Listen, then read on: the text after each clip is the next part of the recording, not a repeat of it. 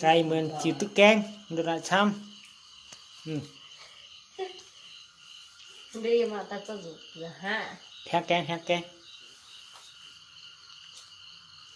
Ô cái bên đây kèm bó vậy ha. lấy cái bom vàng ha nữa nữa thái tụ Mang khá cái mang ok mông đó tiền đâu đấy giờ lụng chiếu và khô lò mấy chiếu á mang để đổ sốt dậy nha nè phạt điếu à tamam kayaknya ntar tujuh bilang gini lah kerja nak bilang ya để cho anh chảy cái này phải tự tujuh sẽ xem á anh ăn à thì càng vô nít vô à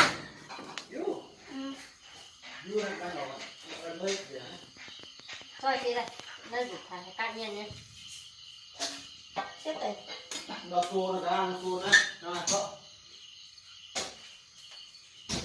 chiều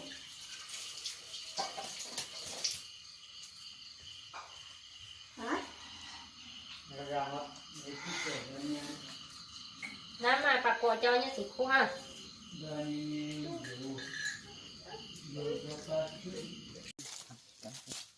Cái này nó là nước chấm thôi. chịu tìm cái này mía nó phun mình vui mình một tọa mạng này đang nghe nó trở thành những đi à nên dùng con này Chẳng biết mẹ là cái gì. ta có giống như pen dần chuồng à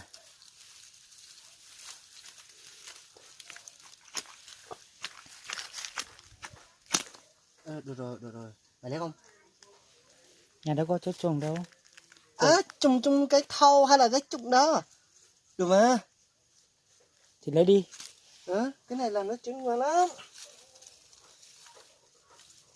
ăn đã ăn bao giờ chưa Cái này á? ừ. Rồi, dưới này không có nhưng mà ở miền Bắc thì ăn nhiều lắm rồi. Biết mà.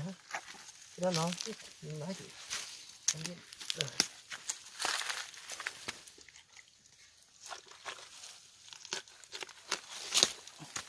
Ô chị tịch lên này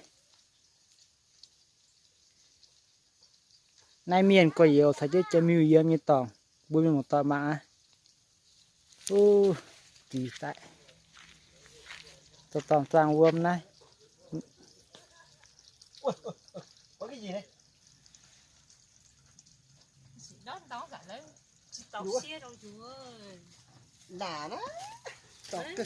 chắc là phải chết rồi đi mày nha này chỉ tìm cứ tòng này dọn đèn piêu này dùng hoa vừa nhịp giao tàn này chụp lên nhị chụp cây số hoàng tự thần này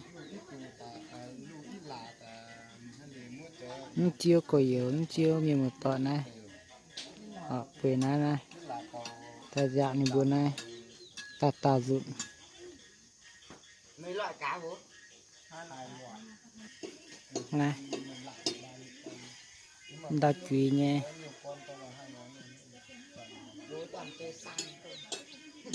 Chơi cái đấy nó mới không chết chứ. Cá nó không hao không chết. Đậu luôn 10 con ăn cả 10 luôn. Nó sai nhiệt rõ.